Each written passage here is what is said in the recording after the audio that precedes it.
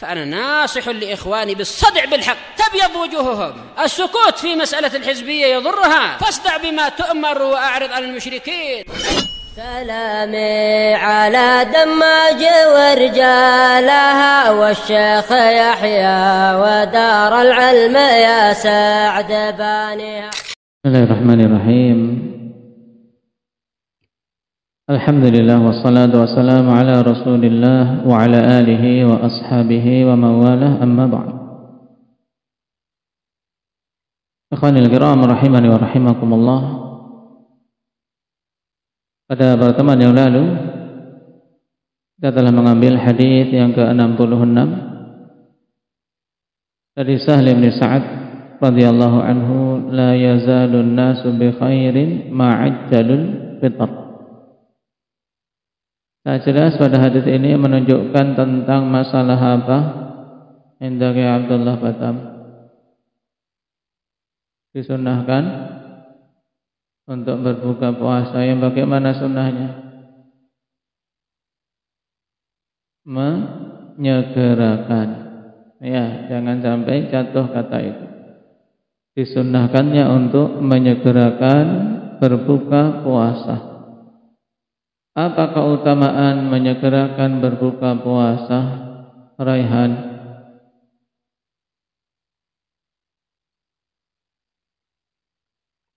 Menjadi sebab kebaikan atas umat ini.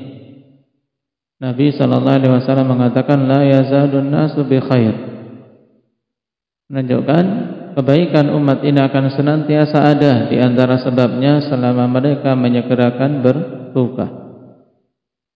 Keutamaan yang lain apa, Abdullah Samin?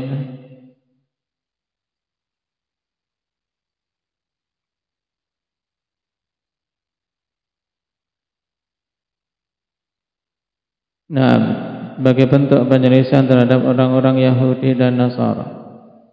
Yang lainnya apa, Muhammad Raga?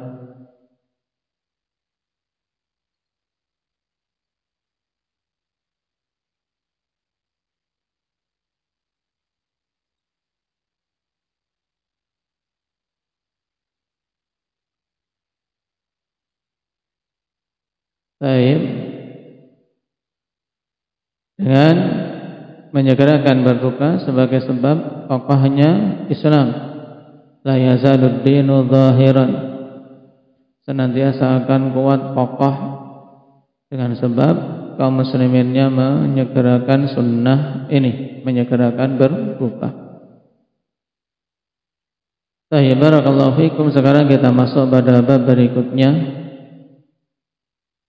Qala al-musannif hafizahullahu ta'ala, babus shaimi yajtanibu al-ma'asi. Bab seorang yang berpuasa itu menjauhi kemaksiatan.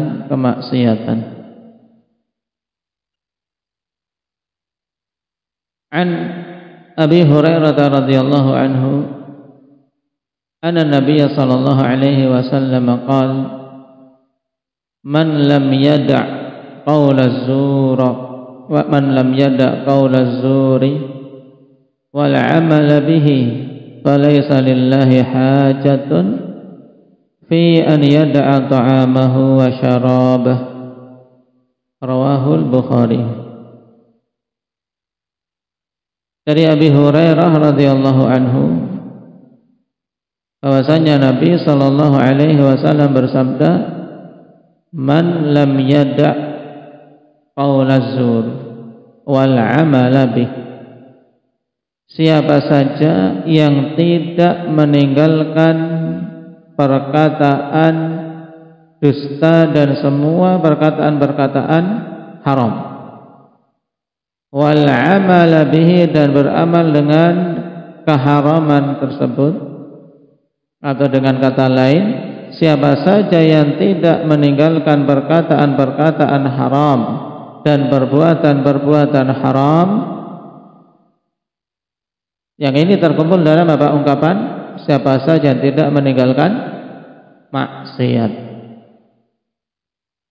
Ketika dia berpuasa, falaisa lillahi hajah, maka Allah Subhanahu wa taala itu tidak butuh fi an yada'a ta'amahu wa syarabah, terhadap perbuatan dia meninggalkan makan dan minum. Dengan kata lain, siapa saja yang tidak meninggalkan kemaksiatan, maka Allah Subhanahu wa taala tidak butuh terhadap puasanya. Nah, ini makna hadis. Dan maksud Allah Subhanahu wa taala tidak butuh, yaitu Allah tidak menginginkannya, tidak menerimanya, tidak mendapatkan pahala.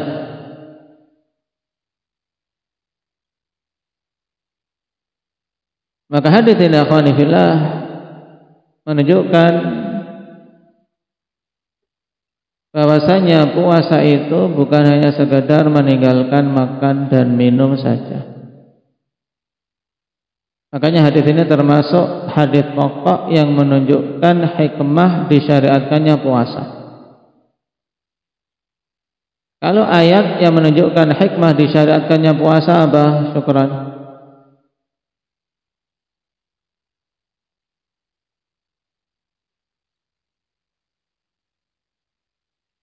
Ayat yang menunjukkan hikmah disyariatkannya puasa mana?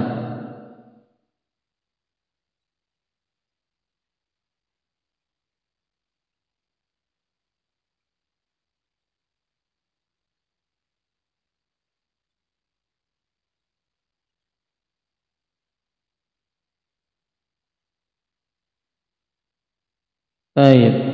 Ya ayyuhalladzina amanu kutiba alaikumus syiyam kama kutiba alal ladzina min qablikum la'allakum tattaqun.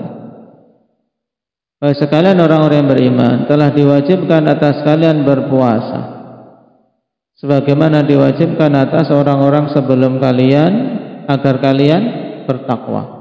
Hikmahnya apa di sini? Untuk tercapai ketakwaan. Dan ayat ini dalil dari Al-Quran yang menunjukkan hikmah puasa. Adapun dari As-Sunnah, akhwan, hadis pokok yang menunjukkan hikmah disyariatkannya puasa, hadis kita ini. Man lam yada' qaula zur wal 'amala bih falaysa lillahi hajatun min an yada'a ta'amahu wa syarabah. Karena Allah Subhanahu wa taala di sini dikhabarkan oleh Nabi sallallahu alaihi wasallam tidaklah mensyaratkan puasa hanya sekedar untuk menahan makan dan minum, tapi untuk mereka meninggalkan maksiat-maksiat. Dan itulah salah satu bentuk dari ketakwaan, yaitu untuk melindungi diri dari adab Allah Subhanahu wa taala dengan tidak melanggar keharaman-keharamannya. Karena hakikat takwa yaitu imtithalul awamir wajtinabun nawahi, secara mudahnya, yaitu menunaikan perintah dan menjauhi larangan. Baik.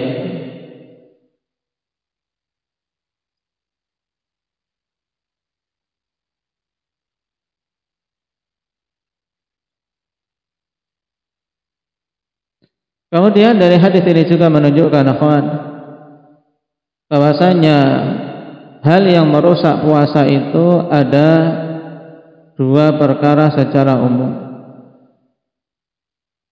Yang pertama, merusak keabsahannya, atau dengan kata lain menjadikan puasanya batal. Maka itu adalah pembatal-pembatal puasa yang masyhur yang disebutkan dalam kitab-kitab fikih, yaitu masuknya makanan minuman dengan sengaja, demikian pula hubungan suami istri di siang hari bulan Ramadan.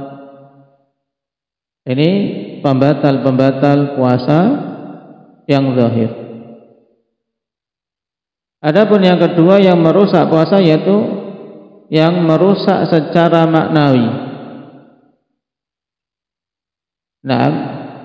Merusaknya perkara-perkara ini, mufsidatus siyam al-ma'nawiyah, hal-hal yang merusak puasa yang sifatnya maknawi itu berupa kemaksiatan berupa dosa-dosa. Maka merusaknya perkara ini bisa sampai betul-betul hamba yang berpuasa tidak dapat pahala apa-apa. Puasanya memang sah, nah tergugurkan dengannya kewajiban kalau itu puasa Ramadan, tidak dituntut untuk mengqadha, tapi dia tidak mendapatkan pahala atau terkurangi pahalanya, nah karena dia melakukan kemaksiatan di saat puasa. Oleh karena itulah hendaknya seorang yang berpuasa jangan hanya konsentrasinya dalam masalah meninggalkan makan dan minum saja, tapi juga betul-betul mempuasakan dirinya dari kemaksiatan. Yang perkara ini ikhwan sebenarnya terus-menerus dituntut atas seorang hamba baik ketika puasa maupun tidak. Akan tapi ketika kondisi puasa lebih dan lebih lagi untuk betul-betul menjaga diri dari melanggar larangan-larangan Allah Subhanahu wa taala, baik berupa perkataan ataupun perbuatan. Nah,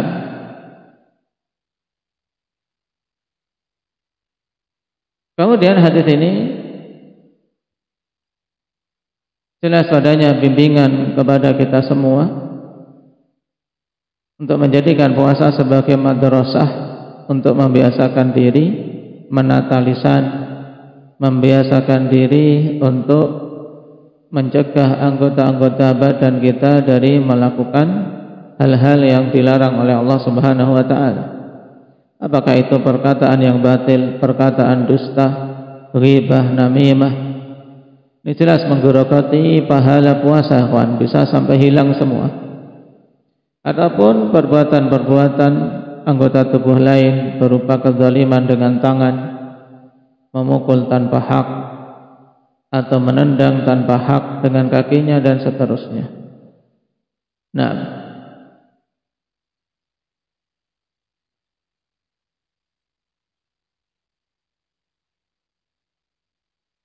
di sini juga menunjukkan bahwasanya azur itu bukan hanya sekedar kedustaan, walaupun asal makna azur yaitu al-kadzib, tapi di sini mencakup semua bentuk kebatilan dan terbagi jadi dua, al-qaul wal amal. Perkataan zur, perkataan batil, dan amal zur, amal al-batil, amalan kebatilan.